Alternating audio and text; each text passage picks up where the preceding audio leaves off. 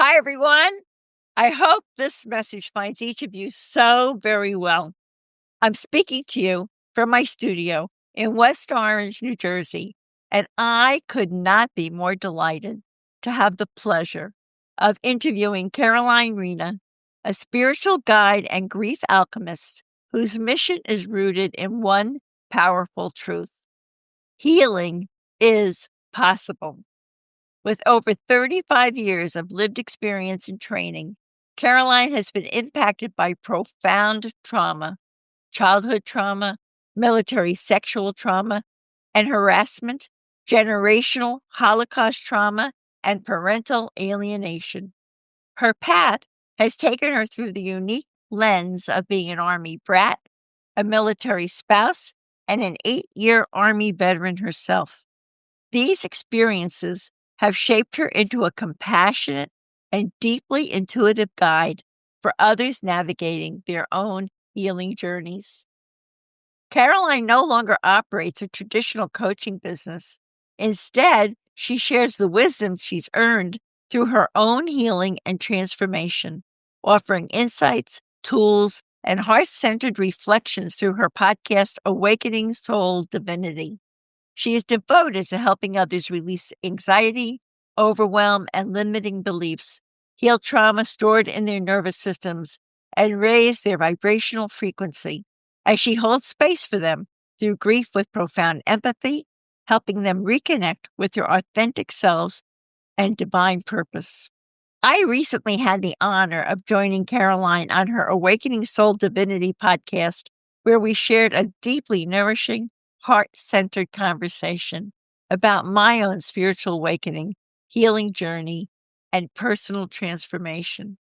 Today, I'm looking forward to another deeply touching and meaningful conversation with Caroline, who is joining me on Grief and Rebirth podcast from West Palm Beach, Florida, where I will interview her about the horrific traumas she has experienced, the devastating impact of parental alienation, and her experience with overwhelming depression and the dark night of the soul. Caroline will also share her journey of profound healing and awakening, the insights and tools that helped her to heal, how her transformation led her to embrace her intuitive gifts, and inspired her deep passion for guiding others through trauma, grief, and spiritual rebirth. And when trauma and grief become stuck in our bodies, how we can each begin to shift that energy and raise our own vibrational frequencies.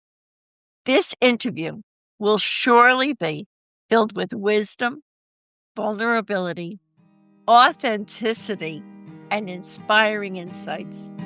Hi there, and welcome to the Grief and Rebirth podcast. I'm your host, author and trauma survivor Irene Weinberg, here to encourage you wherever you are in your healing journey. In each episode, I chat with incredible grief and trauma specialists, healers, mediums, and celebs, as well as remarkable people who have inspiring healing stories to share. If you're looking for a podcast that's both uplifting and inspiring, you've found it. Let us help you find your joy in life.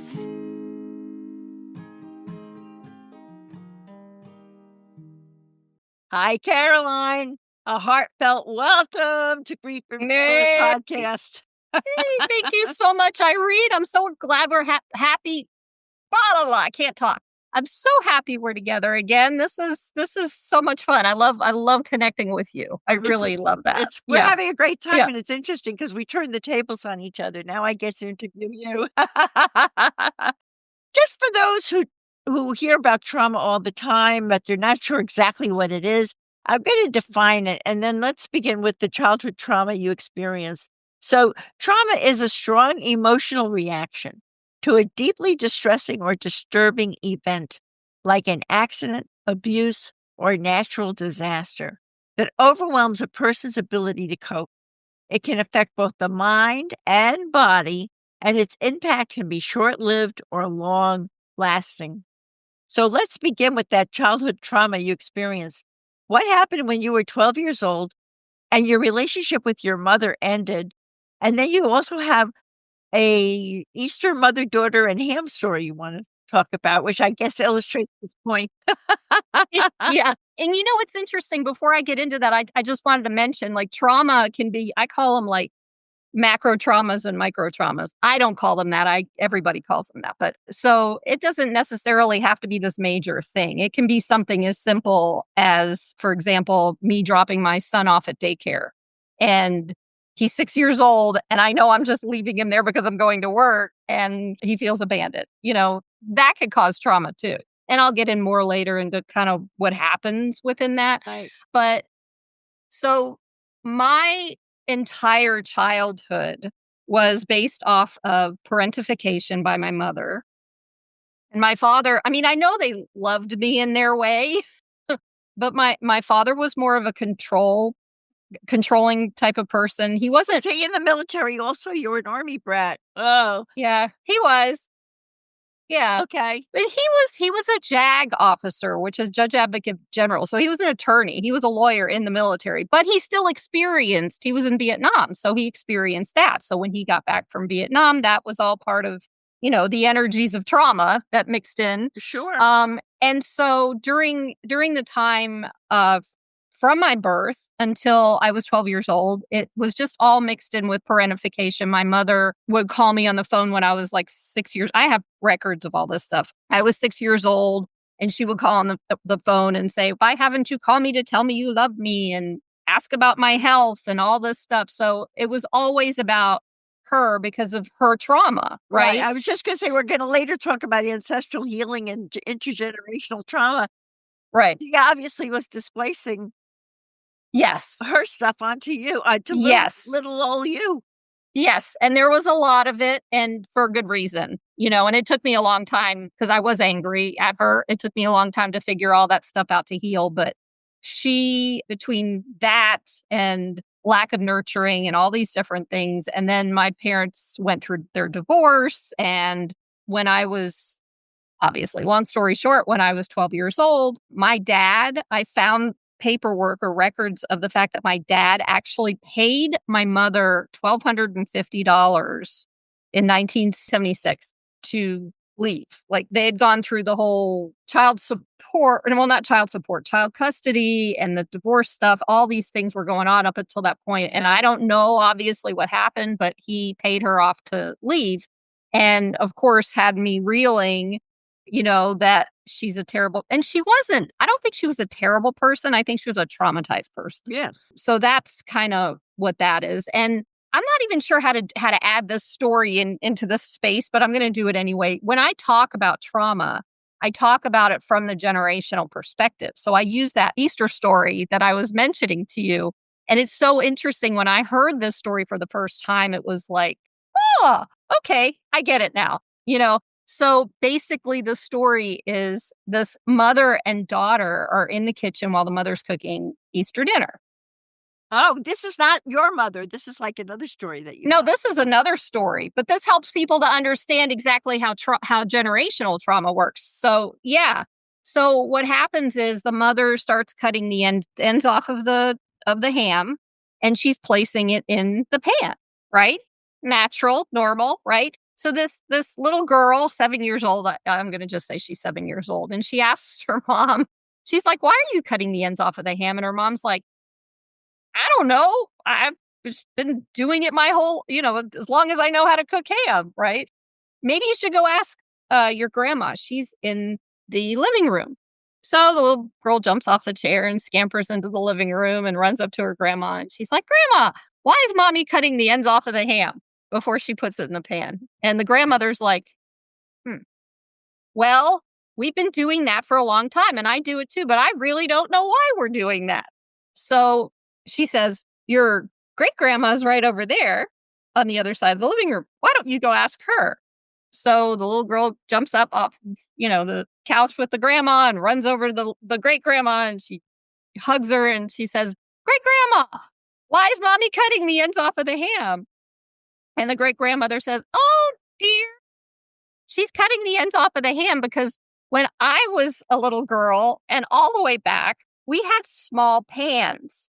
So when we needed to cook ham, we had to cut the ends off so they would fit in the pan. Oh, And so that's why we cut the ends off of the ham. And that's where the generational teachings come from that we stick to until we recognize that it's not useful, because the pan that the mom was using, the little girl's mother was using, was perfectly big right. enough, right? So that's the story. And I just think it's helpful for people to understand how generational trauma. Absolutely. I think it's a great story. And it's a perfect introduction to a lot of the things that we're going to be talking about. Right. Thank It's you. not my story, but I'm sticking to it. Yeah, absolutely. That's really a good one. So Yes. you are an Army brat, a military ex-spouse, and an 8-year Army veteran. Please describe, and I'm so sorry you went through this, please describe the military sexual trauma and harassment you experienced. Terrible. That one's a tricky one because military sexual trauma runs the gamut. It could be anything from harassment all the way up to rape, which are again micro and macro traumas. So thank goodness I did not experience rape, but I did experience touching and hitting and different things like that. And the harassment piece, actually, it was interesting because I stood up for myself. This was my supervisor and the commander of the unit. And, the harassment continued after I stuck up for myself. They didn't I guess the supervisor, who was the main person who was doing it, didn't really appreciate the fact that I was standing up for myself. I didn't know what I was doing. I didn't know how to go about doing it. And when you're in the military and you're supposed to follow orders, it's not exactly the best thing to do to stand up to somebody, and Oh my especially. God, but he's abusing you and he's the one who's protected. Well, of course, yeah. And in that situation, it's not something that, especially when I was this was over 20 years ago, and it was a whole different ballgame to a point. Now they recognize it in the military, but they still really don't because I've heard stories about women getting raped, and they, instead of taking care of the person that raped them, they move the woman to another unit across the country. Wow. And it's like, and it just doesn't make any sense to me, but it continues to, cover up How certain awful. things.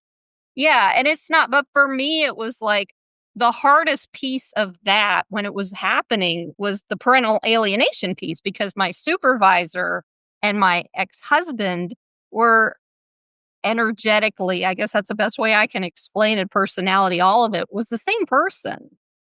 Right. So I had my ex-husband on this side doing the things with the parental alienation, his behaviors with the parental alienation.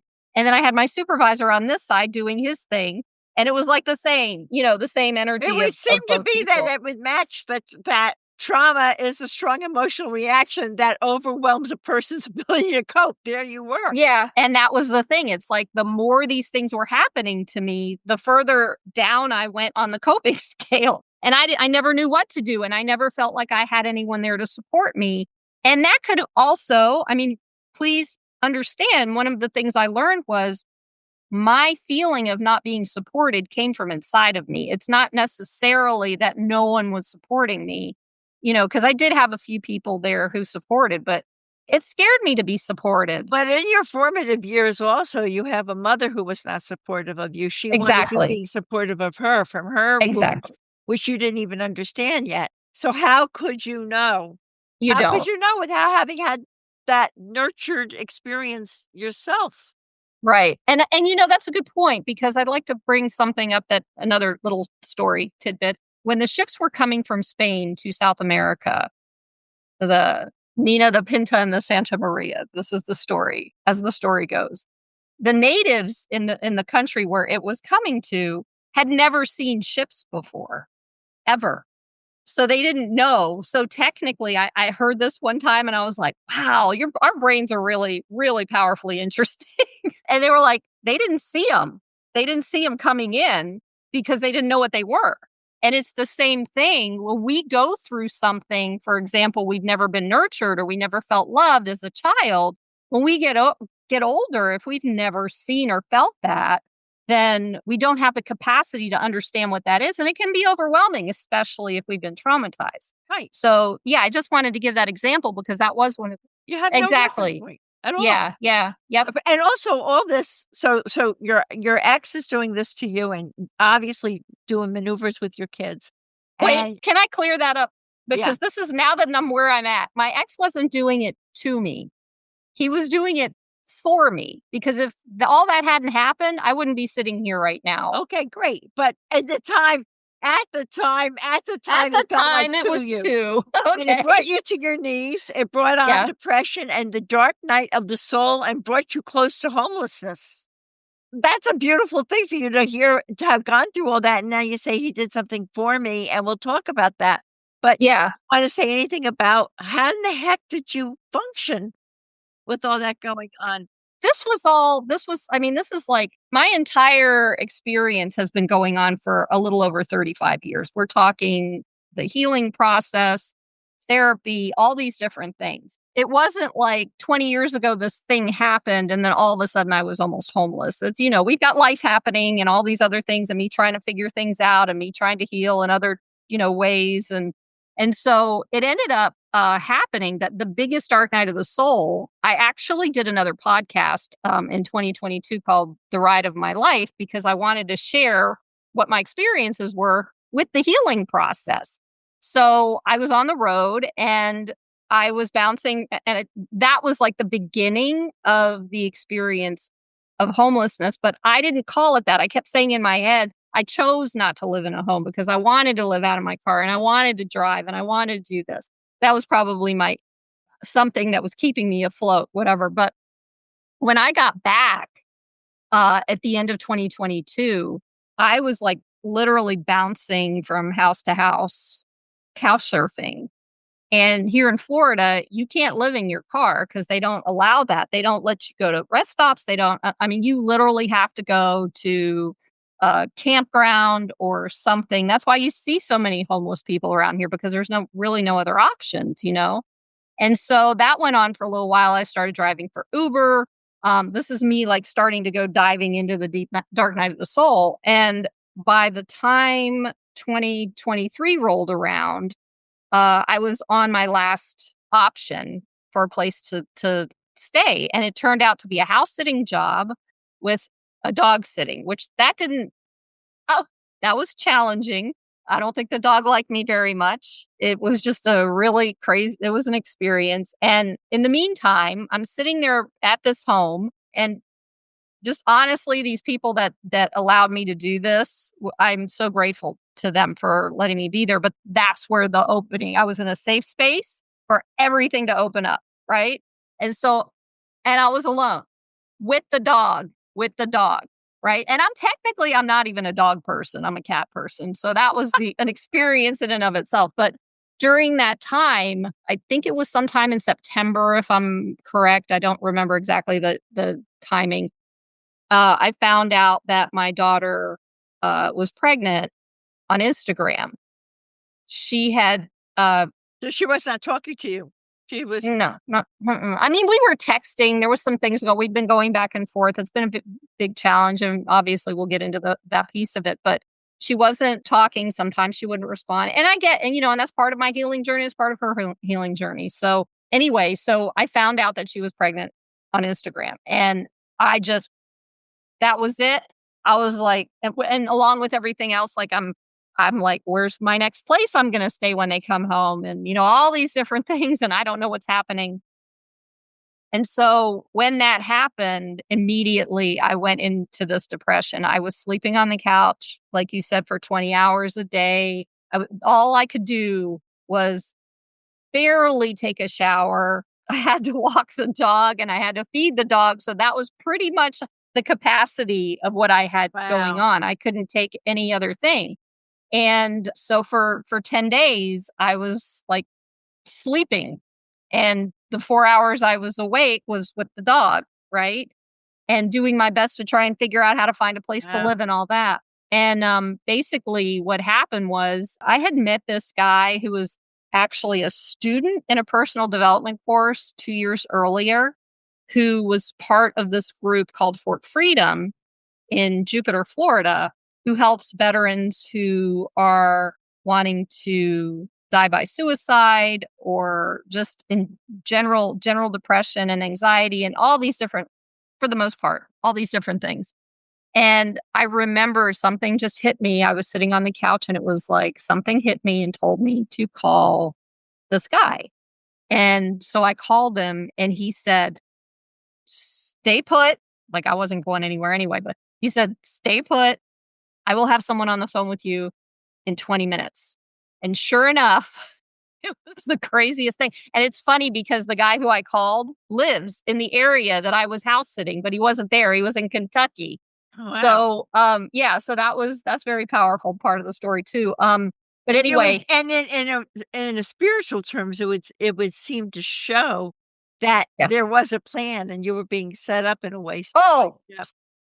Absolutely. Yeah. And I was recognizing that all through this because I've been doing my work for so long, but it's so painful when you get in it and you're in that and you're crowded and you get clouded over and you can't see anything in your skin. Right. Exactly. It's like, okay, I got to trust. No, that kind of thing. So one of the people who works for Freedom called literally 20 minutes later, the phone rang and he was on the phone with me for 3 days in a row for two and a half hours each day doing crisis management with me. Wow. And this guy's incredible. His name's Glenn.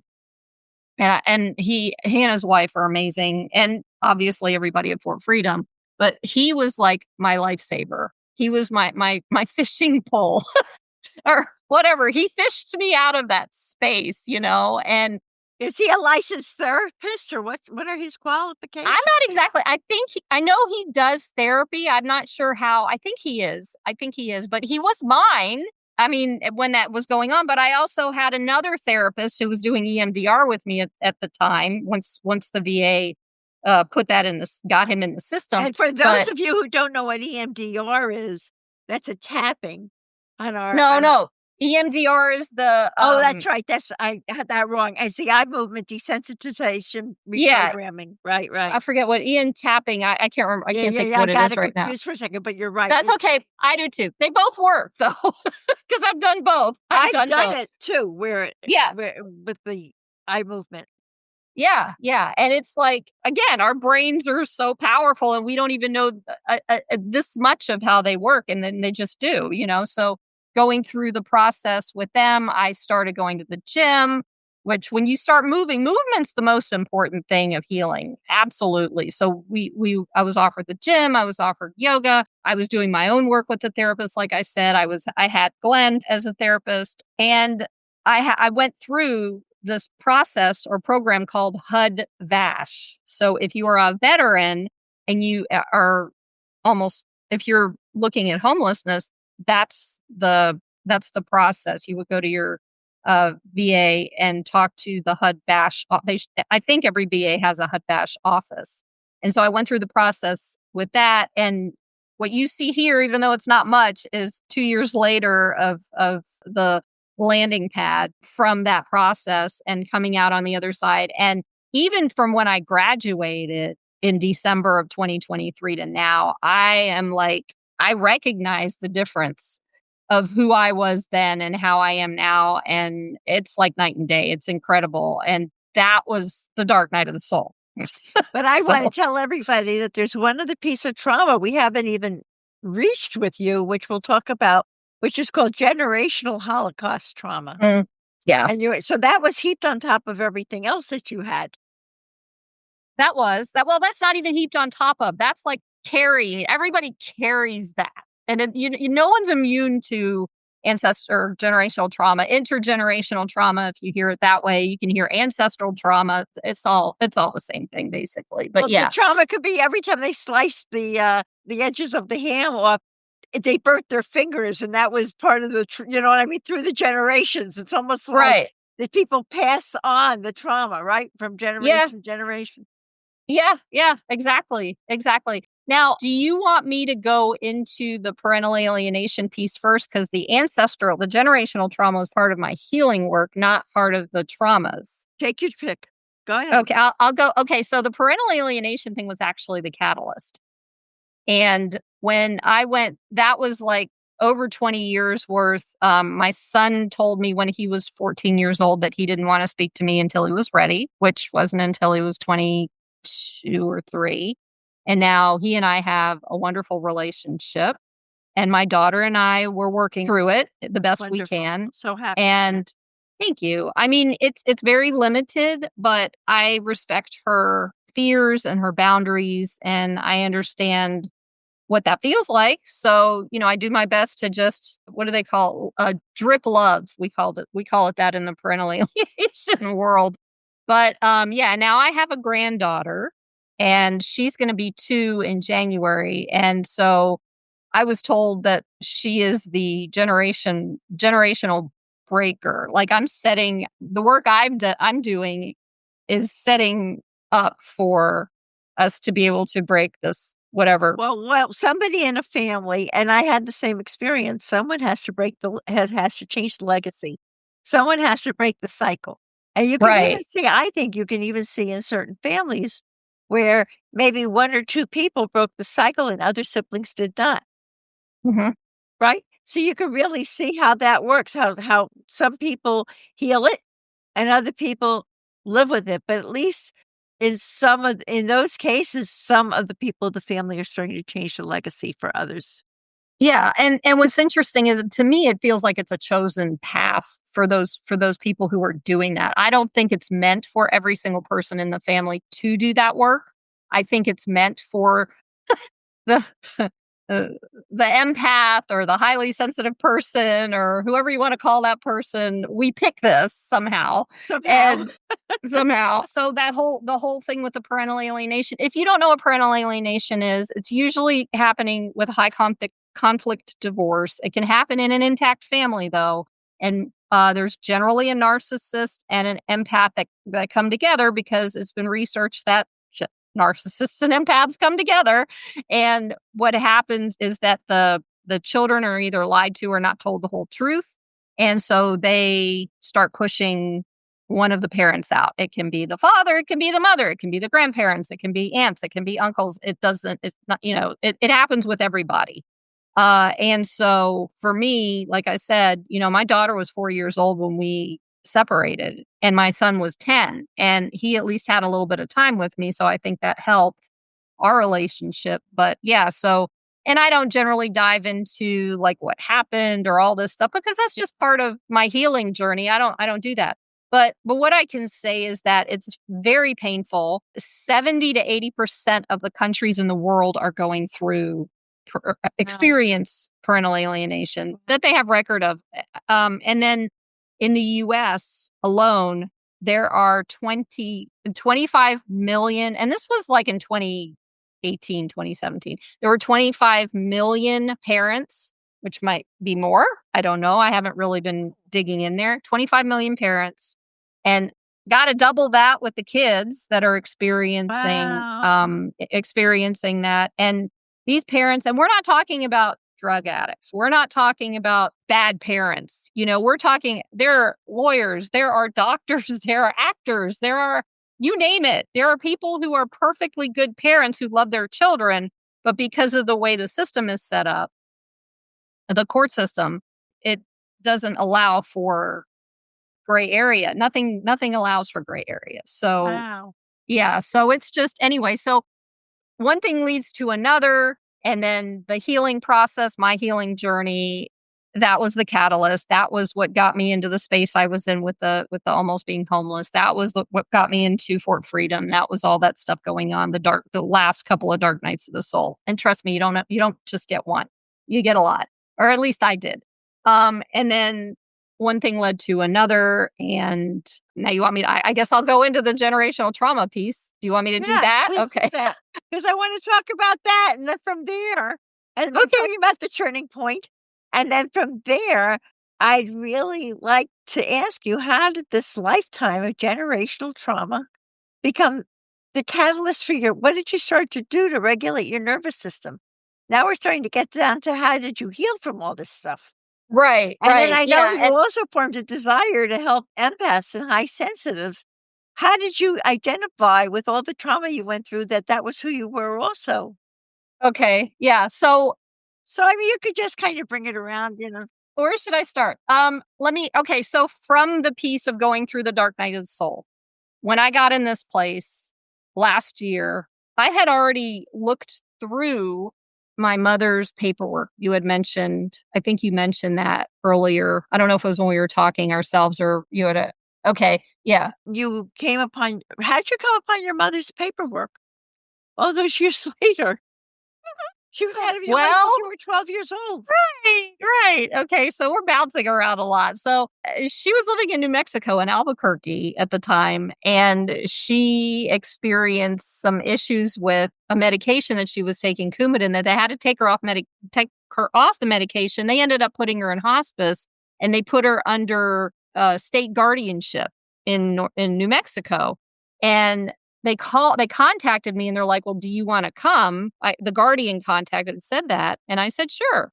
And not to throw myself under the bus about breaking any kind of laws here or whatever, but she's like, well, I wanted to take you to her storage room and I want you to take whatever you want because Oh, wow. yeah. So I got like a quite a bit of like her Native American stuff that she treasured. And I got the paperwork and I found all kinds of things like that. And I was like, I am not going to let this go to the state because they're just going to throw it away. You know, this is my family history. And it shed light like crazy on why your mother was the way she was. Exactly. And your mother she was a part of the Holocaust, or her parents were? Well, both, and that's part of this generational story. So now that I have the paperwork last year, I started digging into it, and I had done this like years ago. Excuse me with the moving of the headpiece because it's sweaty and I'm not used to having headphones on. But years ago, I had tried to do it, but I didn't have any way to translate anything, so it sat with me for a long time, like 8 years, or maybe even. Well, no, it was about 8 years. And then when I was here and I started digging in, and thank goodness for Google Translate because it literally helped me with each translation, unless the Hebrew was in cursive, because there's like two variations. There's the block and then there's the cursive. It didn't help with the cursive, but I might just find somebody. But anyway, so I started to find things out about myself. I started to understand what happened. And basically, that trauma was at the beginning. My mother was born in 1932.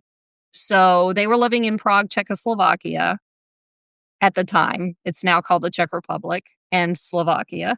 And my grandfather was right before they annexed Czechoslovakia, the Nazis annexed Czechoslovakia in 1938. My grandfather was beaten and had all these things happen. You want to talk about trauma? Had all these things happen to which I'm absolutely sure that my grandmother and my mother saw, or at least didn't see the beating, but saw the results. So of course that's getting transferred down in through the generations. Also, they lost their home, they lost their money, their bank account. So I had money trauma, and then they also lost the business that my grandfather and his brother had. Everything was taken away from them. In that process, they ended up escaping when Prague was annexed. They ended up escaping and they left to go to Palestine in 1938, right? So it was still Palestine back then. And so this is, for me, I'm a second and a third generation, if you want to call it, if you want to look at it that way, second and third generation Holocaust survivor. So they ended up staying in Palestine until obviously they changed the name of the place to Israel in 1948. Is that right? I think. Anyway, and then by that time, my grandparents moved to Germany. My mother was old enough to do, she was in her 20s by then and she started her life, but they ended up moving to Germany and they lived their life out there. And I lost touch with them when I was young, when my parents got divorced, and that was the end of that. That's terribly sad. Listen, with all this that you went through, how did all this trauma become the catalyst for your own healing, especially when it came to regulating your nervous system? Because I went through tremendous trauma too, and my big issue was tremendous anxiety all the time until I was able to heal that. So how did you go about it? And then it helped you identify empaths and high sensitives. So while you were healing, you must have discovered that about yourself. Am I right? Yeah. So I'll start with the highly sensitive and the empath piece of it because I figured that out the first time I was in my late 30s and I knew something was up because everybody was always telling me, you're so sensitive. Why are you always crying? I was like, yeah. So I did a little bit of research, but I didn't stick with it. And so what that led to was me coming into this understanding of the fact that I had done cognitive therapy most of my life. And so I knew exactly what was happening to me. I'm very analytical and I study. I love putting puzzles together. I love trying to understand things, right? So I understood what was going on. And then one day I got an email that of course was linked back to money, right? So there's where the money piece of it comes in it's actually been there the whole time, but the awareness of it. And it just was like I'm literally watching myself freak out, right? So I learned a lot about somatic. Trauma is stored in our nervous system. Right. That's called somatic healing, right? Yeah, when you're working, right. And so I got the email and I'm pacing and I'm like, I don't know what to do. I'm like, oh, help me, and I had a friend of mine at the time who was sitting there holding space for me is like, just hold on, wait till they tell you what's going on. And of course I'm freaking out because I didn't know the next thing, fear of the unknown, all this stuff. And that woke me up to the somatic piece of it. And that's what put me into the podcast, the first podcast, The Ride of My Life, because I learned that because trauma is stuck in your nervous system, it needs to get cleared out. And the somatic work was what I started to do on that journey. And one thing led to another. And I had these people, friends of mine that were helping me. And then a couple of years ago, I think it was while I was here, I ended up taking a trauma-informed course so I could match my lived experience with like what it was. And when I took the course, I was blown away and I was like, oh, okay. So it just kind of put the puzzle Look at how pieces wise together. it's helped you to be. Well, I feel the same way. I mean, I've lived through and healed so much that I have a reference point for a lot of this. And that, it's really the same for you. And how did you discover your intuitive gifts? And then, and why did you get this great, which is wonderful, this marvelous deep passion to guide others through trauma, grief, and spirit? Oh my What was gosh. that piece about? That actually comes from my healing journey, that part of it, because I knew there was the intuitive stuff going on. I know now that I have clairsentience and claircognizance, right? Which is clairsentience is clear feeling. Feeling like I feel things deeply. That's an empath. And claircognizance is being able to like piece things together without knowing exactly how. Well, like a story could open up in the world, and I'm like, oh, that's going to happen next, and that's going to happen next, and then people start talking about it, and it actually does. And years ago, I would have said it was a curse, but not anymore. But yeah, so it just part of the process and I'd like to explain exactly what the process is about trauma real quick. It's a short little thing so that way you'll understand why that helped me. But in trauma as a child, we go through something, we don't know how to respond to it. It's an emotion because children are feeling creatures where they live through life like little butterflies, they're doing their thing or whatever. But if something happens and they're traumatized, they don't know how to handle it unless they have someone there who knows how to do this to teach them. So most of us have not been taught. So what happens is trauma is like a loop. You go in a loop. This is what I learned in that course. You have this loop and the processes of trauma go around this loop, but they stop right here. So there's like a gap before they close if you've had trauma, right? Everyone's had some sort of trauma. You can't be on this planet without having some sort of trauma, right? So there's this gap. Unless you live in a bell jar or something. It's like, right? Anyway, yeah. So the gap is where we get caught. The gap is where we get stuck. The gap is where the new traumas stack. That's the gap because we don't know how to clear it. It doesn't clear. So when something comes in that's painful or creates anger for us or whatever, it hits, but it stacks. So complex PTSD, which is what most people have throughout life, especially if you're older, it like stacks on top of each other. So if you don't do the work to clear the trauma in your nervous system, and by the way, a good book is The Body Keeps the Score, and it's written by a man named Dr. Bessel van der Kolk. And basically what it tells us is that, and he did research on World War II, World War One, let's just say veterans. He did research on veterans and he was working with the nervous system. And that's how they discovered that the nervous system actually holds the trauma. It doesn't go away. It goes into your physiology. It goes into the nervous system. So my learnings and understandings from all these books that I read and all these processes that I did and all this deep diving that I did, one thing led to the other, and it started to actually release that energy out of my nervous system. And I want everyone to understand, your listeners to understand this. Emotions are energy. They're supposed to be in motion, but they get stuck when we're traumatized. And so if we don't release it out of the nervous system, it's very difficult to heal. And then we feel stuck in life, right? So what happened with me is as I kept releasing, I released. I did the somatic work. I did the EMDR work. I did the EFT work, which is the tapping thing that you were talking about. You know, all that stuff I did. I got into nature because it's so important for empaths to get into nature, to connect with nature, and it balances us out. It's Mama Earth. That's what it does. And so one thing led to another. And it was like, all of a sudden, one day it was like, It left your body. yeah. And it's gotten lighter. My body has gotten lighter ever since. And it taught me about embodiment. It taught me about connecting with myself. It taught me about just, my middle name is Rena, as you can, I don't know if you'll be able to see that, but my middle name is Rena. I don't go by my last name. And Rena actually means joy. So, Oh, beautiful. yeah. So one thing led to the other. And now it's like, that's what it does. It just releases. And it's very subtle. And as long as you do the work, right? And I have a mantra that I used to say for myself. It was be willing, be courageous, be free. The most important part of that mantra is you get to choose that.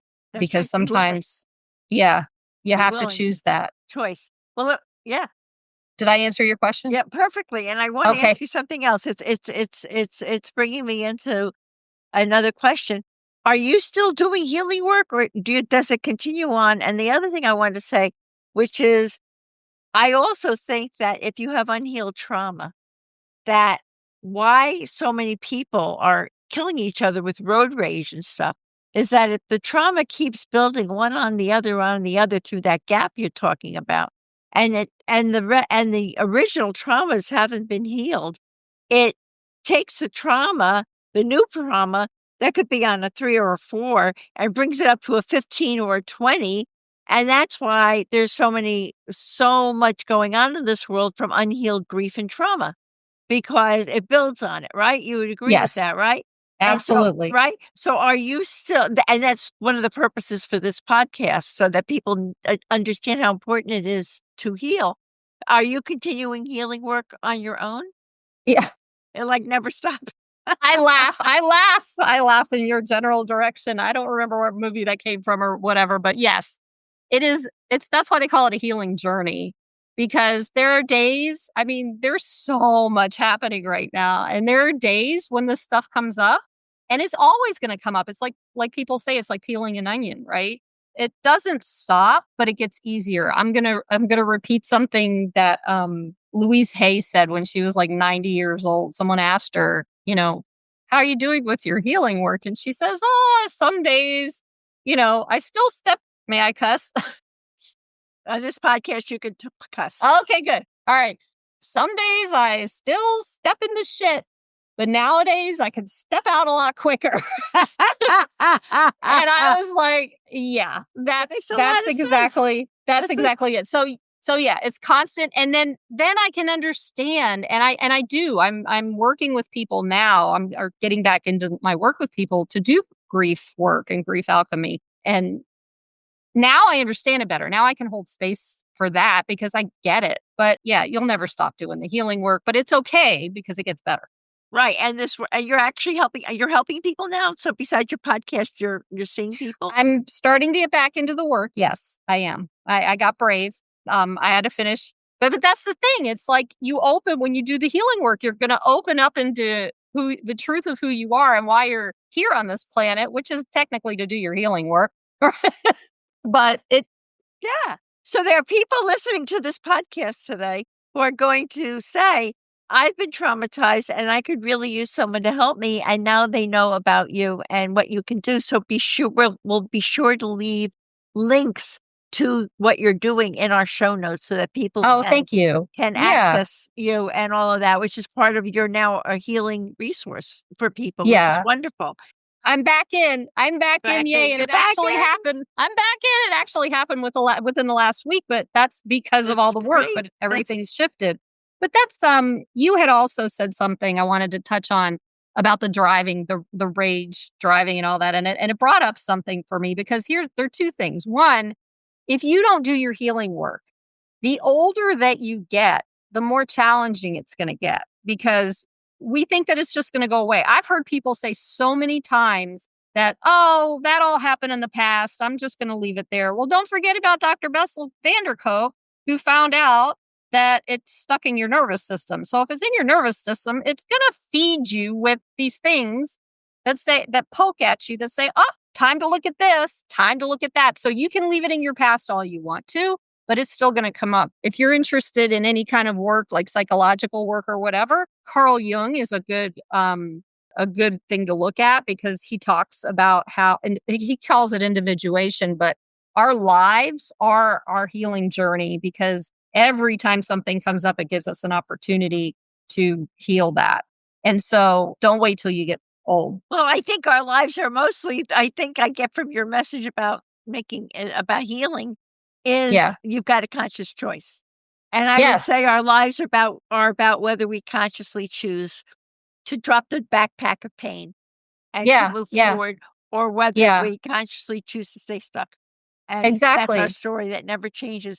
Right. And I'd like to add something to that. Like you mentioned the driving piece of it. And it's everything. It's like everything going on in the world right now. There's so many people who are angry. There's so many people who are hurt. There's so many people who are grieving and don't even know they are, And it's like when I drive down the road and I see somebody, especially in Florida, barreling down the road or trying to run somebody over, I look at them now and I'm like, that person's traumatized. What happened to you? What was your childhood like?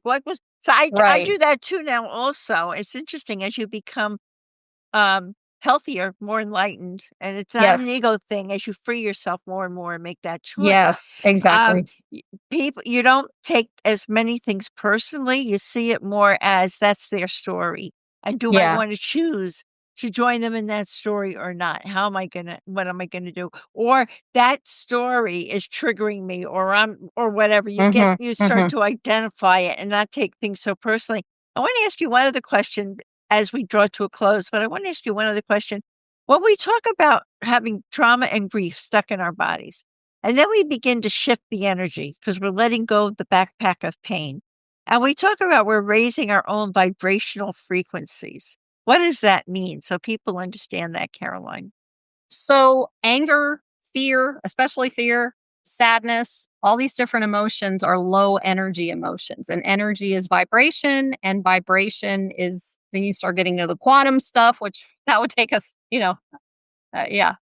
just start researching that. But what that means is that when you do your healing work, as you release those energies, as I mentioned before, from your system, it raises your vibration. And what's really, really cool about this is that, especially as empaths and highly sensitives, because you have so much deep understanding of what this is without knowing what this is. So that's why it's so important for you to do this healing work. But as you heal yourself, you raise your vibration. Anyone who does this, we actually touch energetically, each one of us that heals 600 people. Really? Which moves out to the next 600 and Wow. the next 600 and the next 600. That's why it's kind of like the 100th monkey theory or the butterfly effect or whatever. You can do research on that kind of thing. But it's like once you, especially as high energy, when you release all the lower energy stuff and you're raising your vibration, love and joy and bliss and all these different energies are such higher vibrational energies, you're automatically going to raise up into those energies. And when you do that, you're going to start attracting other people and you're going to start walking it's like Yeshua. I call him Yeshua. It's like Yeshua or Jesus. He walks through somewhere and everybody can feel his light. It's the exact same thing. It's like your light is shining like a lighthouse and people are attracted to you. It can get unnerving for someone who's been through trauma when it starts happening, because that's been going on for me recently where so many people are like coming up to me to talk to me and I'm like, no, I need my personal time. You're radiating. Exactly. And your aura has changed because apparently, even if they can't see the aura, they can feel it. They feel can it. Yep. perceive it, right? Yeah. Yep. Yeah. So Caroline, do you have a special promo for our podcast listeners or anything that would bring them? Because I'd love them to be able to come and discover who you are through your website and also may want to work with you. Yeah, thank you. I actually have two things. I have on my Awakening Soul Divinity podcast website, you can sign up, give your email, and you will get a free ebook on anxiety. Oh, that's cool. Yeah. And then on my, I just put my Caroline Rena website back up again for the work. And I do offer a free half-hour discovery call. I couldn't think of what else to call it. So I think that's a great idea. So they can really explore with you and find out if you're the right gal for them. Gal for them. Yeah. So that's what I'm offering. And then of course, don't forget about the podcast itself for sure. So we will provide links to all of these things. And I want to know, what is the Caroline Rena tip for finding joy in life? Being gentle with yourself, doing the healing work, finding that love within yourself. Because once you do that, and you mentioned this earlier, it's like even when somebody does something out there that triggers you later on down the road, it won't trigger you anymore. Then you'll actually have compassion. So that's the main thing that keeps me in that space, is just not being triggered so much anymore, but creating a space of compassion and love and just, creating that love within myself with my little girl. Oh, yeah. That's beautiful. That's beautiful. Thank you. Well, Caroline, I want to close with this really meaningful quote from your website that really inspired me deeply. As each individual does their inner work and raises their consciousness, it contributes to the evolution of the whole. Personal healing and awakening ripple outwards, affecting families, communities, and eventually the entire world. The healing journey thus becomes a catalyst for planetary change. As more people awaken to their true nature and live from a place of love, compassion, and higher awareness, it shifts the collective field. This creates a feedback loop. As the planetary vibration rises, it becomes easier for others to awaken, creating a cascade of positive transformation. I could not agree more. My heartfelt thank you for this interview so filled with true wisdom, your refreshing authenticity, and your inspiring insights. Many blessings. Thank you, Irene. All right. Thanks for tuning in to Grief and Rebirth. Remember, you can dive deeper into everything we've discussed by checking out the show notes and all past episodes at ireneweinberg.com. Don't forget to follow us on social media at Irene S. Weinberg on Instagram, Facebook, TikTok, and wherever you love to hang out online. Plus, we're on YouTube, so be sure to subscribe and never miss a video. For those of you listening, you'll find links to my 2 books, Good to the Last Drop and They Serve Bagels in Heaven in the show notes. And if you're watching on YouTube, you can see those books listed right above, so don't miss out. And here comes a special treat. If you sign up for Audible as a first-time user using my link, which you can find in the show notes, you can get They Serve Bagels in Heaven for free. And finally, people often ask me what I read, what I use, and what I recommend for healing and self-care. So I've carefully curated a compilation of those items to share with you. You can head over to kit.co/grief and rebirth to check them out. Thanks again for tuning in, and until next time, many blessings.